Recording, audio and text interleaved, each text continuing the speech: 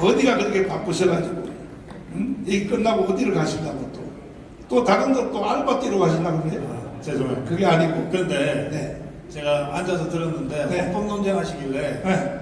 저는 헌법학자는 아니지만 네. 국민의 상식으로 제가 한 말씀 드릴게요. 그렇죠. 여러분들 창조주가 셉니까? 피조물이 셉니까? 창조주가 셉니까? 피조물이 셉니까? 헌법은 누가 창조한 겁니까? 대한민국 국민이 만든 게 헌법이에요. 자, 그러면 헌법이 위에 있습니까? 대한민국 국민이 위에 있습니까? 그 국민이 모여서 국민이 명령한 것이 광화문 국민대혁명입니다. 자, 광화문 국민대혁명이 위입니까? 헌법이 위입니까? 이것은 대중민주주의의 기본에 해당되는 거예요. 대한민국 국민만이 헌법을 뜯어고칠 수도 있고 폐기할 수도 있어요.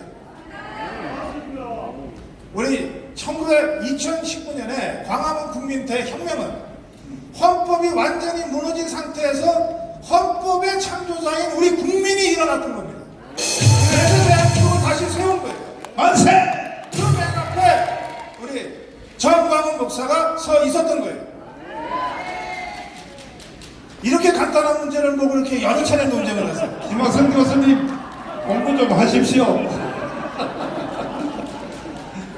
제가 오늘은 우리 정광훈 목사님께 여러분께 꼭 중요한 말씀 드릴 게 있다고 부탁을 해서 제가 죄송합니다. 제가 순서를 새치게 해서 그래서 사실은 제가 왜 이 말씀을 드리려고 왔냐면 그 중이 제 머리 못 박는단 말 있잖아요. 이게 정광훈 목사님이 자유마을도 만들고 자유통일당도 만들고 이끌고 있으니까 자유마을과 자유통일당에 대한 이야기를 잘 못하세요. 그냥 씩씩거리기만 하고. 그래서 제가 이 문제와 관련해서 정리할 건 정리하고 오늘 제가 여러분께 좀 묵직한 화두를 하나 던져 드리려고 왔습니다. 자,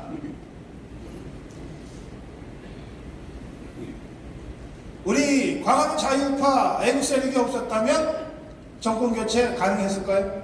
불가능합니다. 우리가 정권 교체의 주역입니다. 맞습니다. 국민의힘이 주역이 아니에요. 그런데 우리가 정권 교체의 주역인데 지금 주역 대접을 받고 있습니까? 손절당하고 있잖아.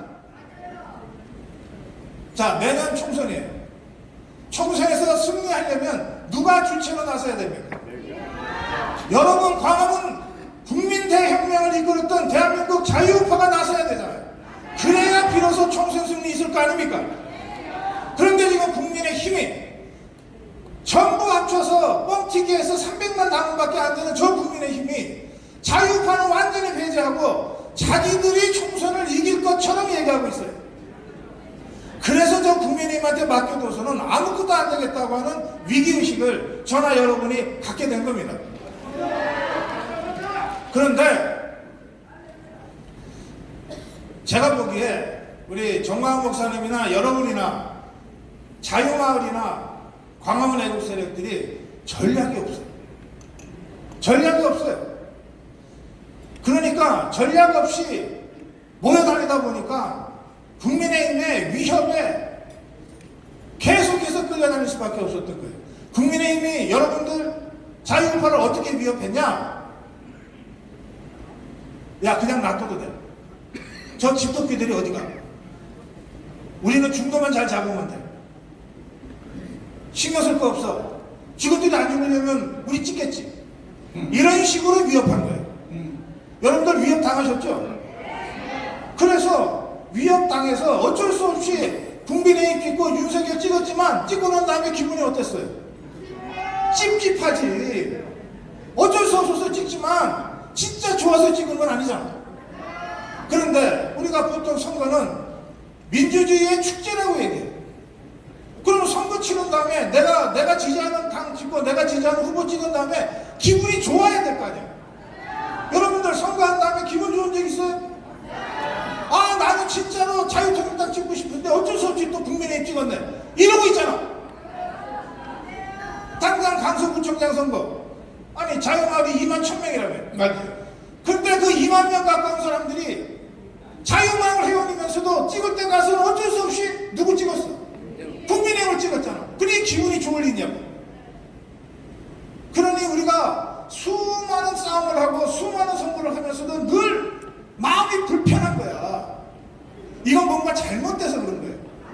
자, 이제부터 바로 잡읍시다. 정치의 본질은 위협이에요. 협박이에요. 데이비드 이스턴이 현대 정치학의 태도입니다. 이 사람이 정치를 뭐라 그랬냐? 가치의 권위적 배분 체계라 그랬어. 인간의 욕망은 무한하잖아요. 그런데 나눠줄 자원은 얼마 없어. 그래서 그냥 놔두면은 그야말로 정글처럼 되는 거예요. 그러니까 이것을 권위를 가지고 나눠주는 체계가 필요하게 돼서 그게 국가예요. 이 권위적으로 나눠줄 때 어떤 사람한테 많이 주고 어떤 사람한테 조금 들어갈 때 그때 사람들이 불만을 가질 수밖에 없잖아. 그 불만을 제압하지 않으면 무정부 상태가 되는 거예요. 그 불만을 제압하기 위해서 동원하는 게 폭력이야. 합법적 폭력. 국가기구, 경찰, 군대, 교도소, 법. 결국 이 국가라고 하는 것의 본질은 뭐냐? 자기 말 잘 듣지 않으면 죽인다, 감옥 보낸다고 하는 공포의 동원과 위협인 거예요. 정치의 본질은 위협이고 협박이에요. 저는 국민의힘이 이 원리를 잘 알고 있어서 우리들을 협박해서 그동안 국회의원도 해먹고 정권도 탈환하고 자기들이 장관도 하고 수석도 하고 있다고 생각해요. 우리는 그 국민의힘의 협박에 끌려다니면서 고생은 고생대로 하고 감옥은 감옥대로 가면서 자, 국민의힘에서 문재인 정권과 싸움하느라고 감옥 간 사람 있어요? 우리 자유우파만 고생하잖아. 그런데도 정권 교체한 후에 우리 자유우파 진영에서 제대로 대접받고 역할하는 사람 한 명이라도 있어요? 우리는 왜 이렇게 맨날 당하고만 사냐 말이야. 그래서 이제 그런 방식으로 해서는 안 된다. 바깥에서 아무리 국민의힘한테 애절하게 호소하고 제발 좀 올바른 길로 가달라고 읍소하고 그래도 국민의힘은 듣지 않는다. 왜? 우리를 가둬놓은 집도끼 취급하니까. 저것들이 어디 가겠냐 라고 취급하니까. 대신에 대통령을 배신하고 탄핵시킨 저 배신자들, 실체도 없는 중도층, 이들을 쫓아다니면서 그들에게 좋은 자리 주고 그들에게 권한을 준단 말이에요. 당장 3년 반 전에 황교안이가 유승민이한테 권한을 주고 안철수한테 권한을 주고 우리 자유파 태극기 애국 세력들 단 한 명도 공천에 배려하지 않았잖아요 말이에요. 맞지?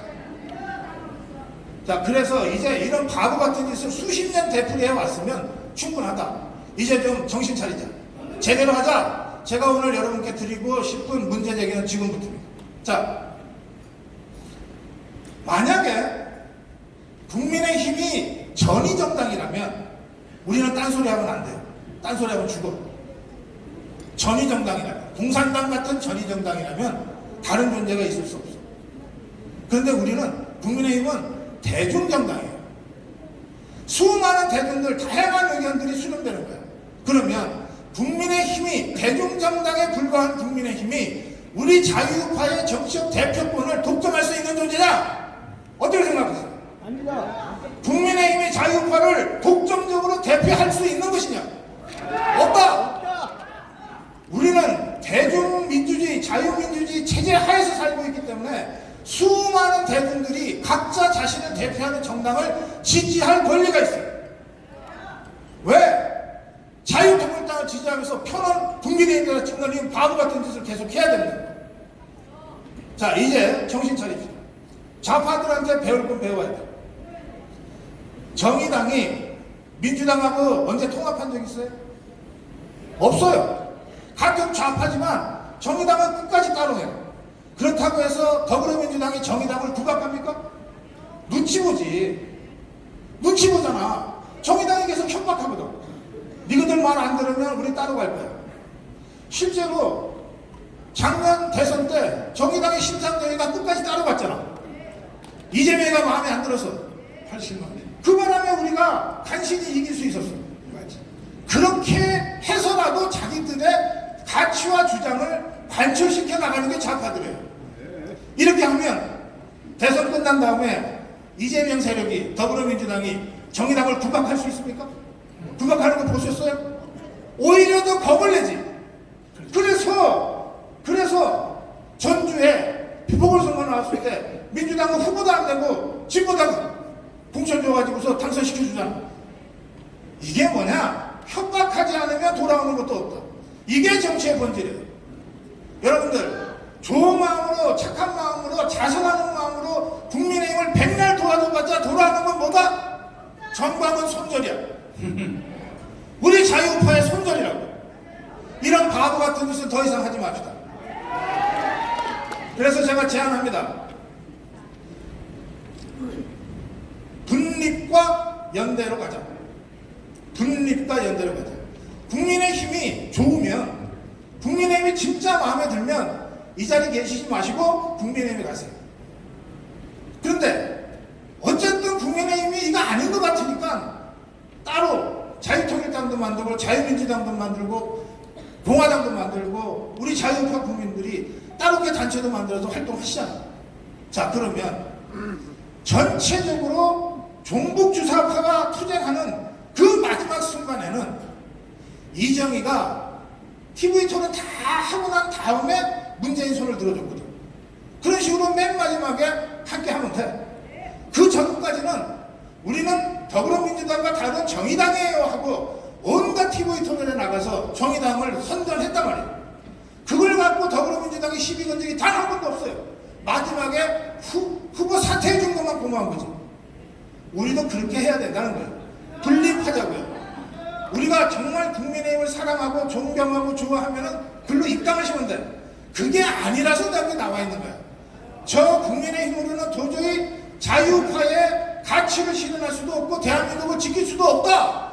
김정은 집단과 싸워 이길 수 없다고 생각하기 때문에 따로 자유통일당 만들고 있는 거야. 따로 자유마을 만들고 있는 거 아니냐고. 그러면 이건 이것대로 분립시켜 가야 된다. 분립시켜 가고 우리도 협박을 시작해야 돼. 우리가 요구하는 최소한의 조건을 듣지 않으면 우리는 당신들 도와주지 않겠다. 최소한의 요구 조건이라는 게 별겁니까? 이재명이 잡아놓고 문재인이 잡아놓으라. 그리고 우리 광화문 국민 대혁명 세력의 목소리를 당에다가도 반영을 해달라. 국회의원 지역구 몇 석, 비례대표 몇 석을 우리한테 할애해달라 이거 아니에요. 이것도 받아들이지 못하는 정당은 이게 같은 편이라고 할 수 있어요? 우리를 필요할 때 이용만 하고 언제든지 버리는 집단이지. 그 집단을 위해서 우리가 왜 충성을 해야 됩니까? 자, 그래서 분립시키자고. 분립해서 우리가 힘이 있고 우리도 저들이 했던 것과 똑같이 협박을 시작을 해야 저것들이 비로소 우리를 겁을 내고 우리한테 다가와요. 뭐가 필요합니까? 몇 석 드릴까요? 라고 다가온다고. 그런 방식으로 하는 것이 연대입니다. 연대는 똑같아서 하나가 되는 게 아니에요. 똑같아서 하나가 되면 입당을 해야지 왜 연대를 해? 연대는 왜 하냐? 다른데 함께 해야 될 때 연대하는 거야.